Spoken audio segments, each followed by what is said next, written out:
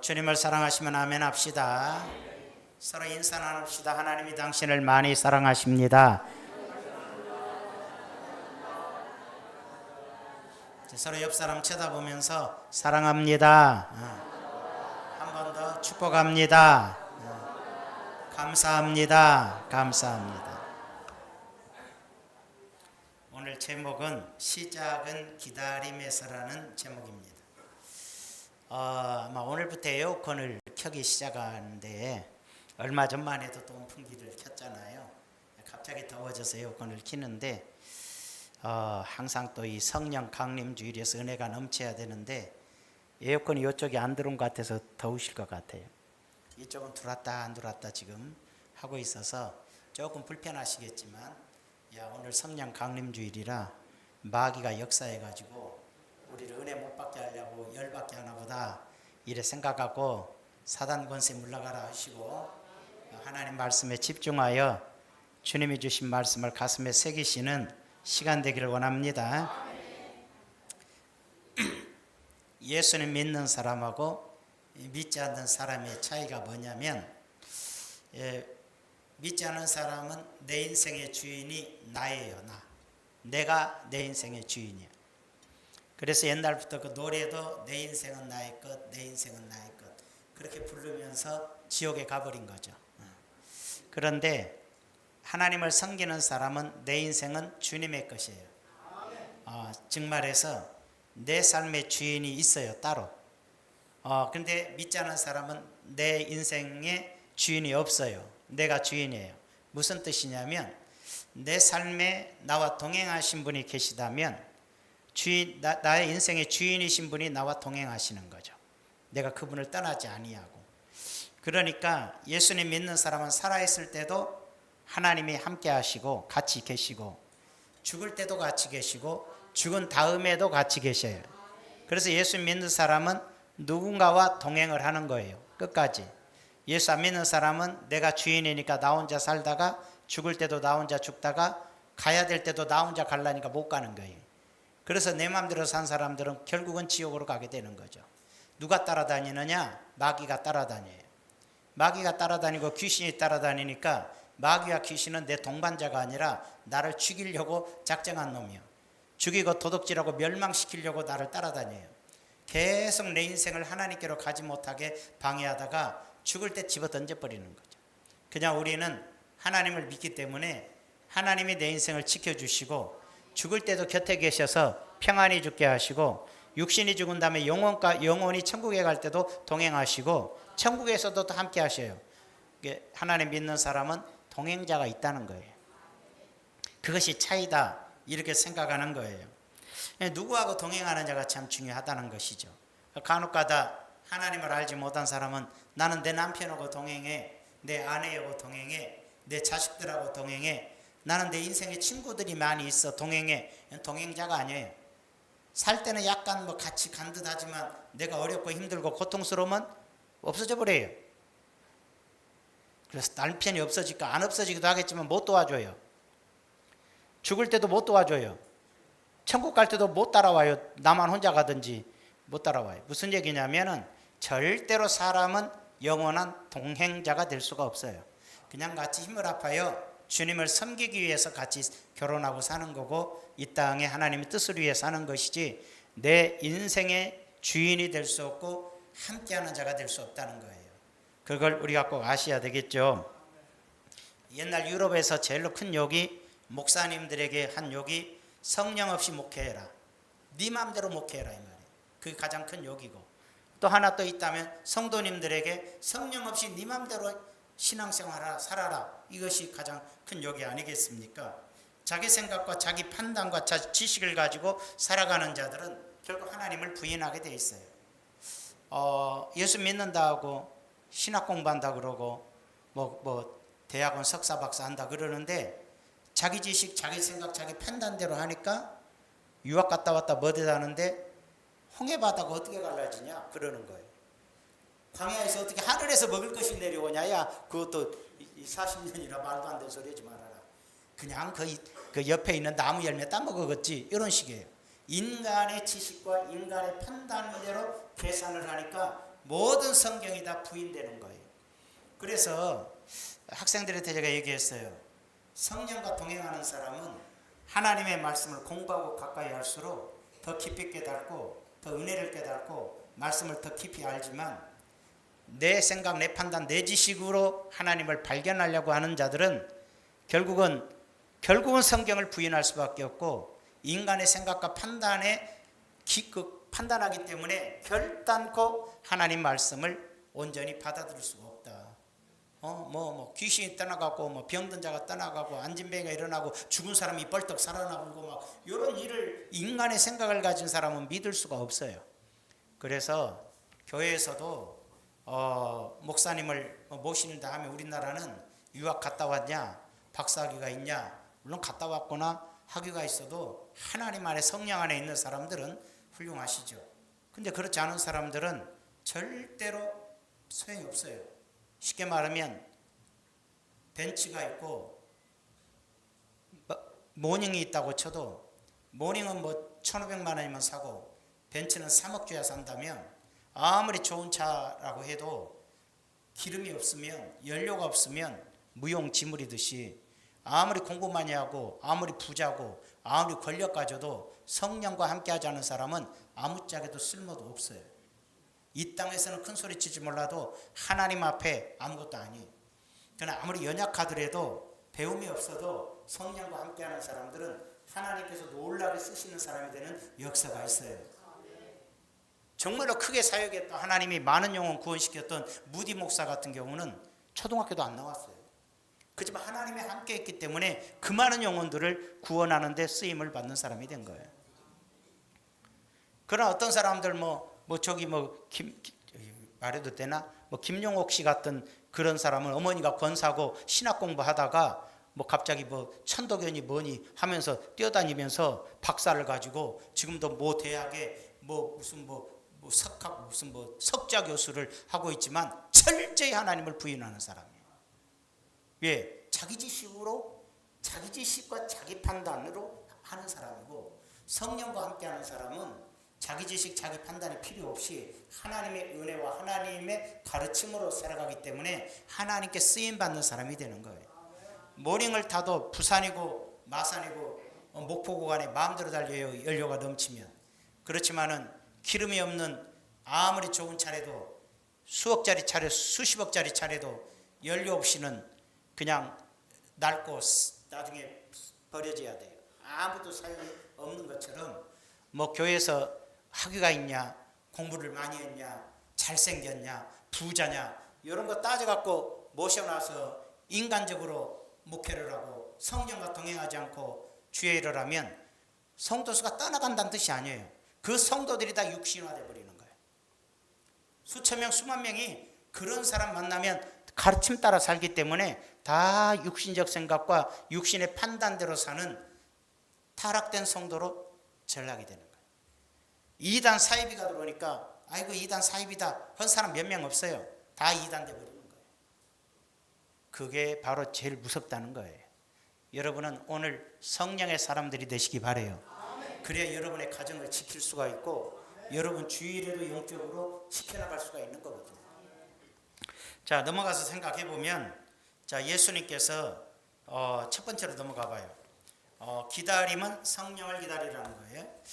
기다리라 그랬는데 뭘 기다리라 그랬냐면 성령을 기다리라 그랬어요.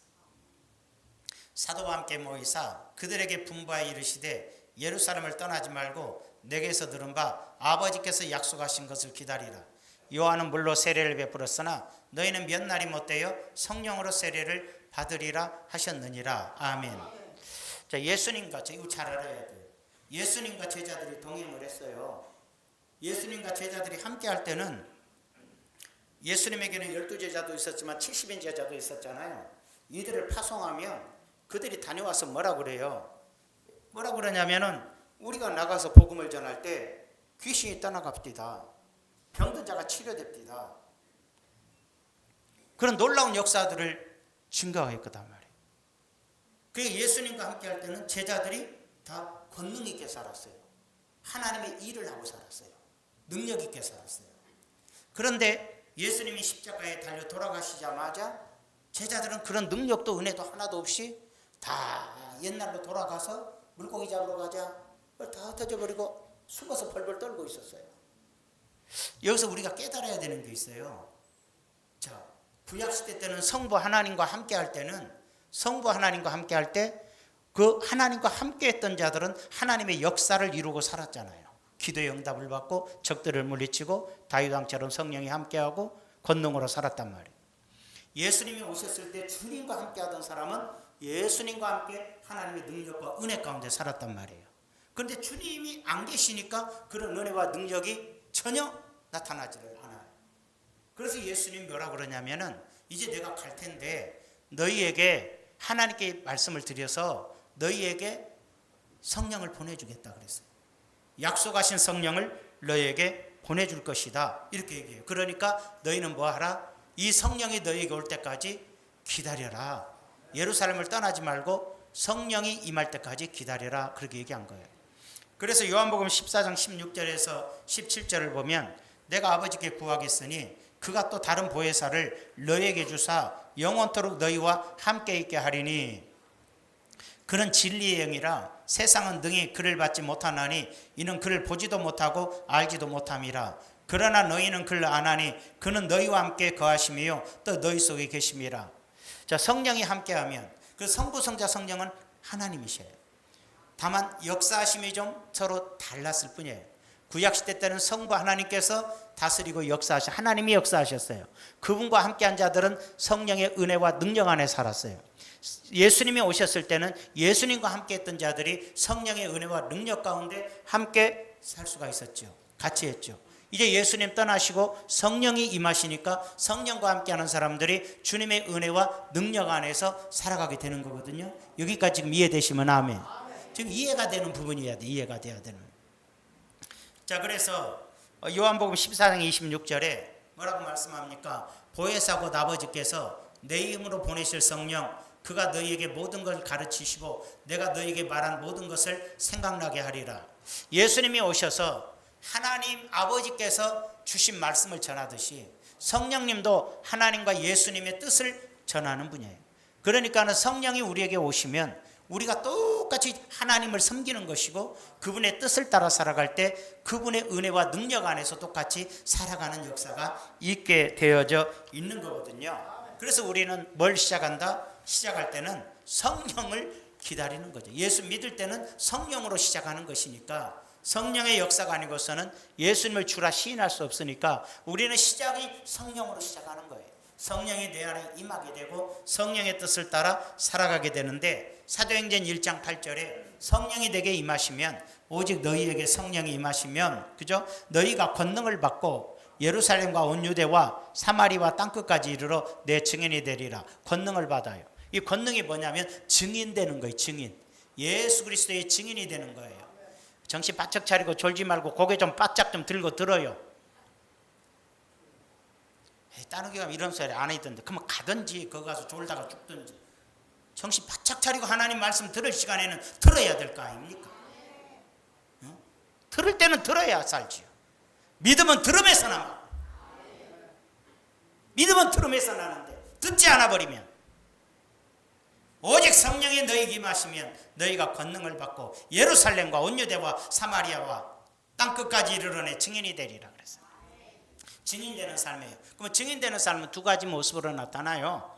첫째가 뭐죠? 삶으로서 증인이에요. 삶으로서 생활 속에 증인이 되는 사람이 있고 능력의 증인이 있어요. 성령의 충만함으로 인해서 능력으로 전하는 사람이에요. 그러니까는 설교 못하던 사람이 가르치지 못한 사람이 하나님 말씀을 전하기 시작하고 그러자 베드로도 뭐 설교를 잘했겠어요. 성령의 권능이 임하니까 다 회개하는 역사가 일어나기도 하고 잘 가르치고 그렇죠. 그래서 은사들이 통해서 나타나요. 방언의 은사도 있지만 또 예언의 은사도 있지만 기도의 은사도 있고 전도의 은사도 있고 봉사의 은사도 있고 이런 성령이 역사하니까 그렇게 주님을 섬기는 능력으로서 복음을 전하기도 하고 가르치기도 하고 하면서 증인으로 예수 믿으라고 증거를 하는 그런 능력의 증인들이 있는가 하면 그런 건 좀 없는데 어떤 사람은 사랑과 희락과 화평과 충성과 양성과 온유와 절제 이런 것들로 인해서 누가 봐도 예수 믿는 사람이야. 그래서 정직하고 깨끗하고 올바르고 선하고 자비롭고 베풀며 온유하고 옳고 그름 분별하고, 야, 저 사람 진짜 예수 믿는 사람이구나. 그래서 생활 속에서 참 예수다라고 사람들이 인정을 하는 사람과, 그 사람의 능력을 통해서 기도하니까 병이 낫더라, 귀신이 떠나가더라, 설교하니까 은혜를 받더라, 잘 하나님 말씀을 잘 가르치더라, 정말 기도의 능력이 충만하더라, 뭐 이런 것들을 통해서 능력의 모습으로 예수님의 증인이구나, 이렇게 두 가지 증인이 나타난다 이 말이에요. 이 사람들이 어디에서 살든지, 삶으로서든지 능력으로서든지 그리스도의 증인된 모습이 권능이라 이 말이에요. 성령이 임한 사람들의 특성으로 나타난다 이 말이에요. 성령이 임했다는데 사기 쳐먹고 거짓말에 남 속여, 남 뭐 주먹질이나 해, 깡패질이나 해, 못된 짓이나 해, 도둑질이나 해, 음란 짓이나 해, 이러면은 아무리 자기가 예수 믿는다 해도 그건 절대로 그리스도의 증인이 아니에요. 그 마귀에게 사로잡혀서 마귀처럼 살아가는, 마귀를 증거하는 그런 사람밖에 더 되겠냐 이 말이에요. 자, 이걸 우리가 잘 생각을 하면서 이해해야 되는 부분이라는 것이죠.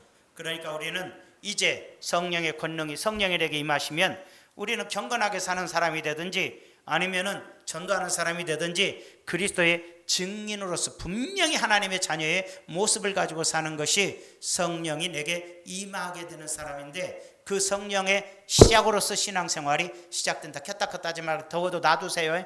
내가 다 정신이 산란해져 보네. 더워도 좀 참읍시다. 내가 제일 더워 양복을 입어서. 참고 참아. 환난 시대 때는 이보다 더 힘들 수 있으니까 참. 자, 그러면 이제 오순절을 좀 배우면서 좀 배워봐요. 초시절과 오순절이 두 번째로. 침착해야지 내가 혼란해져. 침착하게 설명이 되죠. 자, 오순절 날이 이름에 그들이 다 같이 한 곳에 모였더니 호련히 하늘로부터 급하고 강한 바람 같은 소리가 있어 그들의 앉은 온 집에 가득하여 마치 불의 혀처럼 갈라지는 것들이 그들에게 보여 각 사람 위에 하나씩 임하였더니 그들이 다 성령의 충만함을 받고 성령이 말하게 하심을 따라 다른 언어들로 말하기를 시작하니라. 갑자기 성령이 임했어요. 근데 왜 성령이 언제 임했냐면 오순절 날 임했어요. 오순절 날이 뭐냐면 성령이 임한 날이라 이렇게 생각하는데, 우리가 구약으로 넘어가 봐야 돼요. 구약으로 가보면은 구약에는 7가지 절기가 있어요. 천재들은 애울 거예요. 윤호 눈떠 천재들은 애울 거예요. 어떻게 외워야 되냐? 7가지 절기를 이제 그 갑작스럽게 그 권사 안수집사 이제 시험 볼 때 그 써봐라 그래서 못 쓰면 바로 떨어지는 거죠. 그래서 7절기가 뭐냐? 첫째로 6월절이에요. 그죠? 무교절이 있어요. 초실절이 있어요. 오순절이 있어요. 그 다음에 나팔절이 있어요. 속죄절이 있어요. 속죄일이 있고 수장절이 있어요. 추수절이라고. 이렇게 7절기가 기본 절기예요. 그럼 6월절은 뭐냐면은 예수 어린 양이 죽어서 문설주에 피 바르고 죽음에서 넘어가는 거야. 그래서 이 6월절 어린 양은 예수님을 의미해요. 그러니까 예수님이 십자가에 달려 돌아가시는 것이 6월절이란 말이에요. 그리고 6월절에서 안식일이 있는데 잠깐 쉬는 거룩한 날이어서 무교절이라고 생각하면 돼. 6월절과 무교절이 붙어서 가버려요.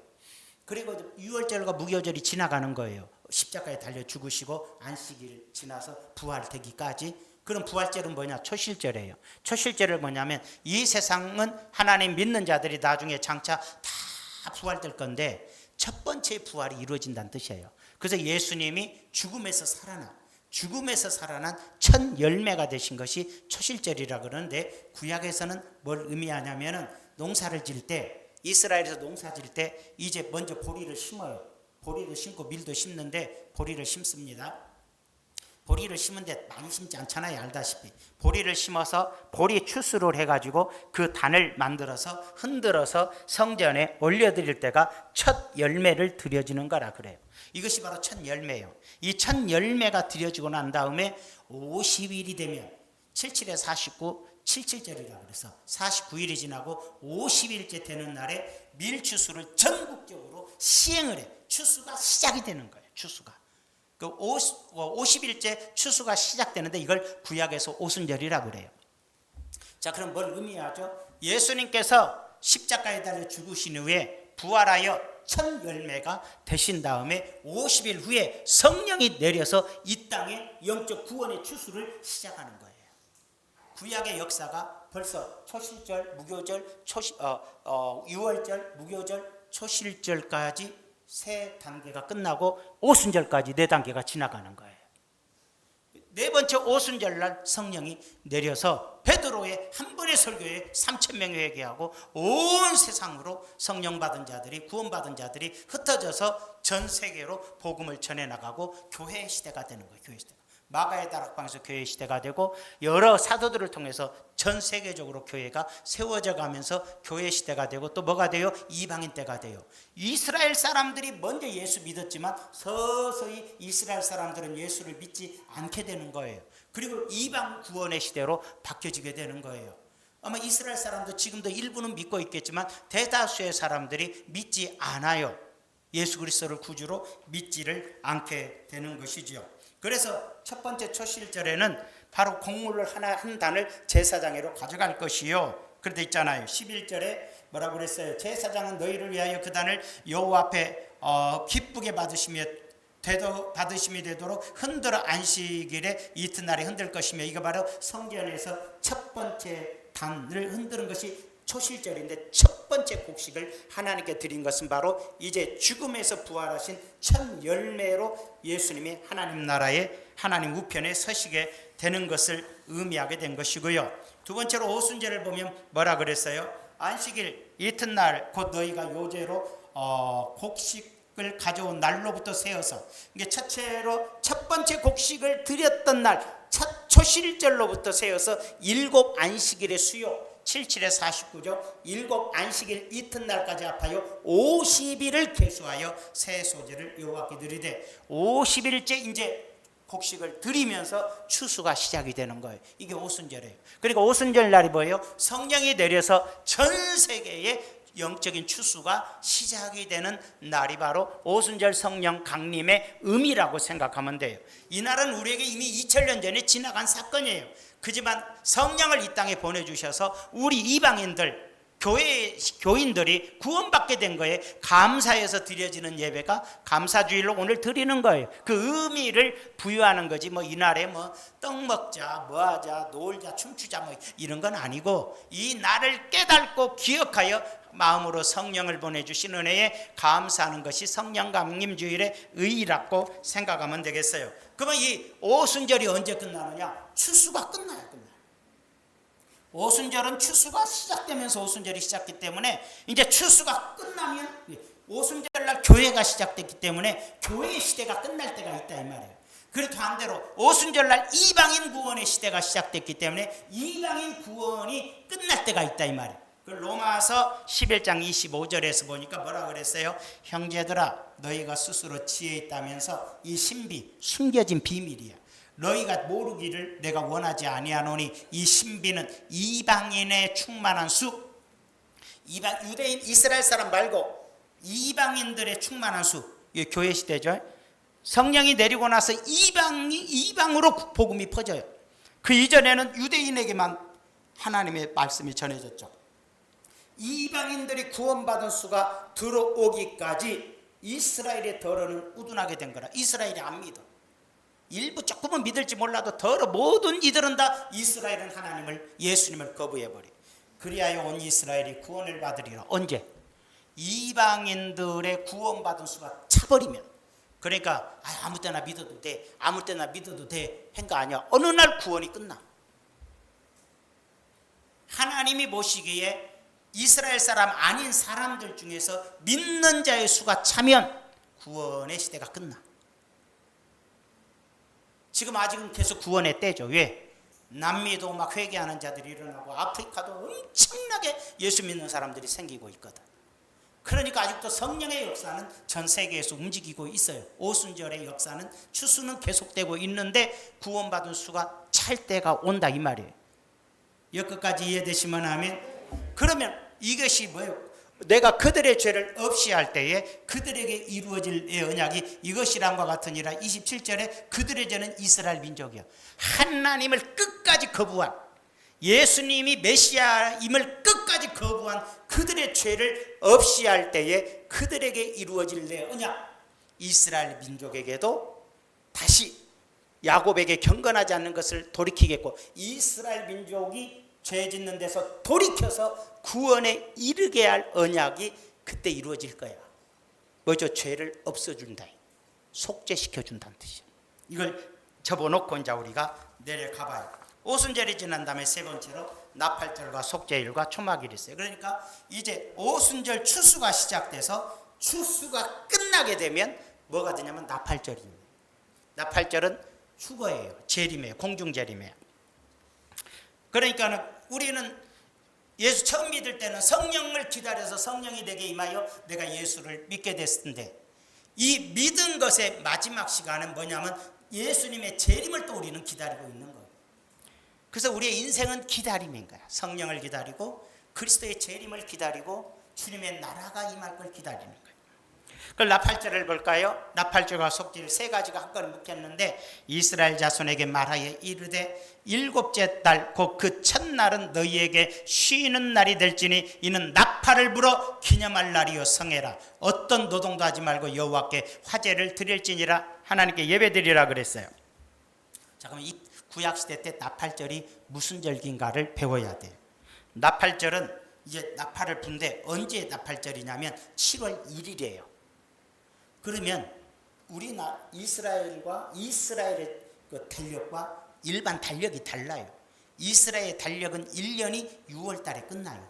7월이면 새해가 되는 거예요. 우리는 12월 지나 1월을 새해라 그러는데 이스라엘에서는 7월이 새해예요. 한 집사님 눈 떠요.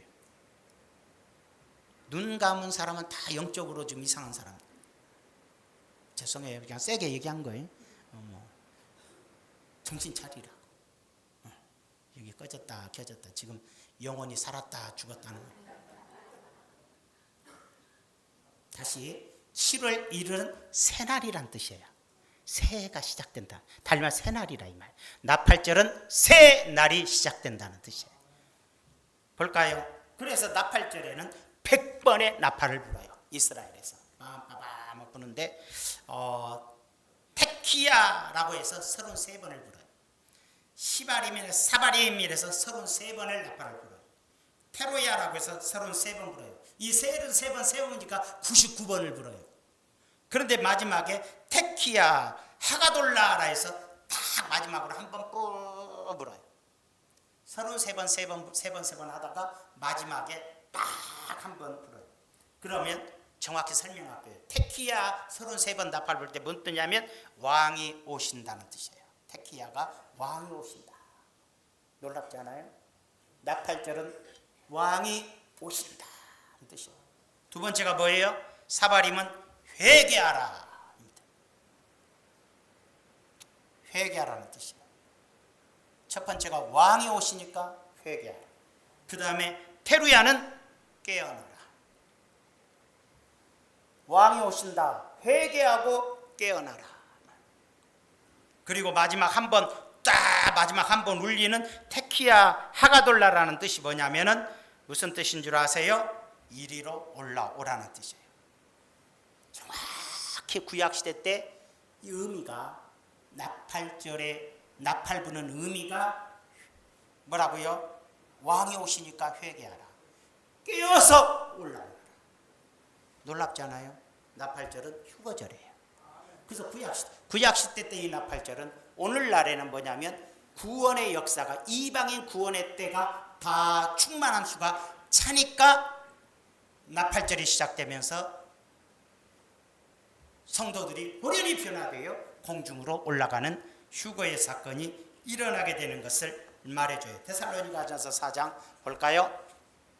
형제들아 자는 자들에 관하여는 너희가 넘어가요. 그냥 기니까 16절부터 봐요. 주께서 호령과 천사장의 소리와 하나님의 나팔 소리로 친히 하늘로부터 강림하시리니 예수님이 하늘로부터 이 땅으로 내려오시는 그리스도 안에서 죽은 자들이 먼저 일어나고 천국에 먼저 가 자들이 주님과 함께 오고 살아있는 우리 그 후에 우리 살아남은 자들은 그들과 함께 구름 속으로 끌어올려서 하늘로 올라가서 공중에서 주를 영접하게 하는 거예요. 그리하여 우리가 항상 주와 함께 있으리라. 그러니까 교회 시대 이방인들의 구원받은 수가 차면 바로 예수님의 재림이 공중 재림이 시작되고 죽었던 자들이 부활하여 내려오고 살아있는 우리도 부활하여 후련히 주님을 맞이하게 돼요. 그래서 공중에서 주님과 더불어 천치하는 동안에 세상은 7년대 환란이라는 심판의 시간이 되는 거예요. 믿지 않는 세계는. 근데 이 속에서 아까 27절에서 뭐라 그랬어요? 이 속에서 나 8절에 뭐라 그랬어요?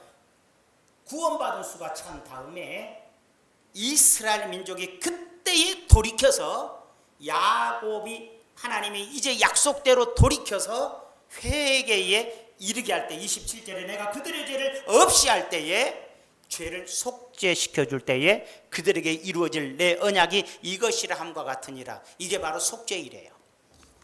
그래서 구약시대 때에도 속죄일을 보면 나팔절 다음에 속죄일을 봐봐요. 뭐라고 나옵니까? 일곱째 달 열흘날은 속죄일이니 나팔절이 끝나면서 속죄일이 시작돼요. 너희는 성회를 열고 스스로 괴롭게 하며 여호와께 화제를 드리고 28절에 이날에 스스로 괴롭게 하지 아니하는 자는 그 백성 중에 끊어질 것이라. 회개하지 않으면 안 된다는 거예요. 이날에 누구든지 어떤 일이라도 하는 자는 내가 그 백성 중에서 멸절시키리니 이날은 다 회개해야 된다는 뜻이에요. 무슨 얘기입니까? 이날은 바로 하나님 앞에 속죄할 속죄일이라 이 말이에요.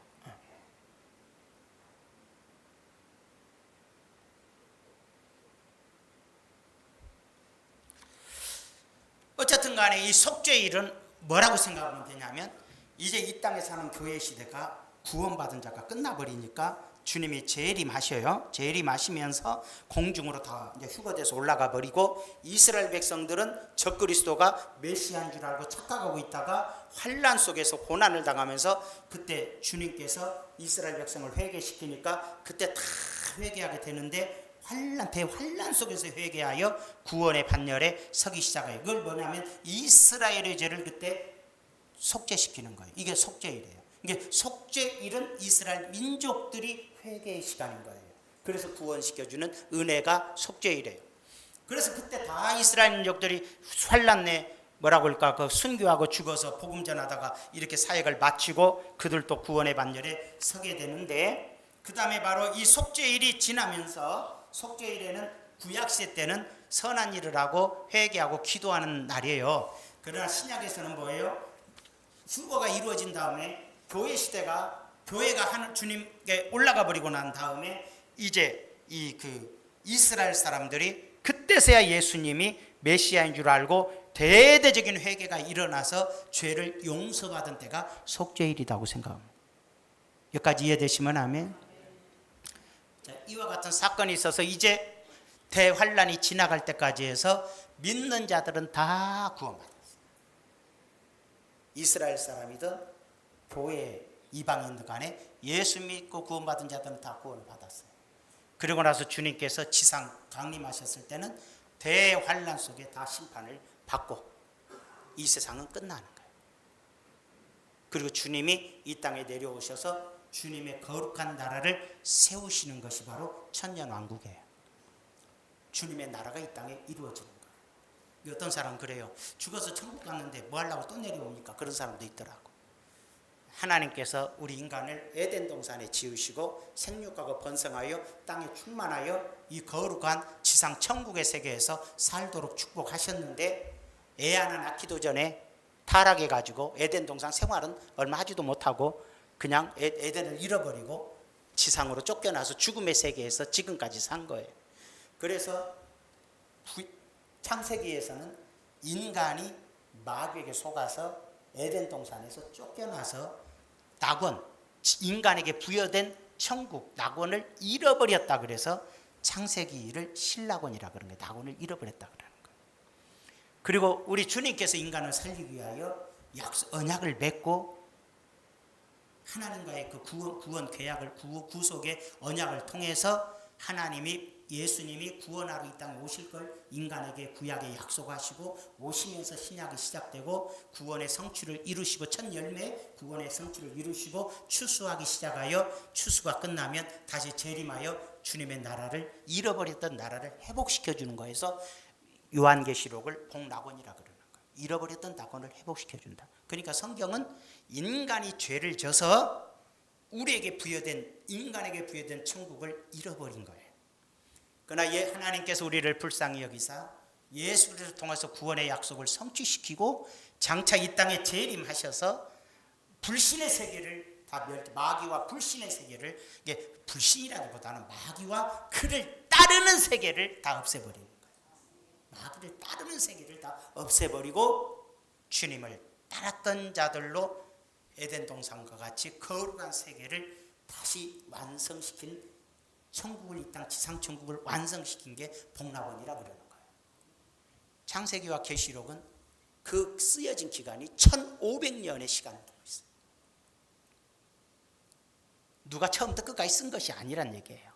성령의 역사로 기록되어지고, 그 사이에 많은 사람이 글을 썼다 해도 성령의 감동을 통해서 뺄 것은 다 이건 성경이 아닌 것과 성경인 것을 성령 안에서 기도하고 구분하여 현재의 성경을 이루시고 다 정립시켜서 완성을 한 것도 하나님의 역사예요.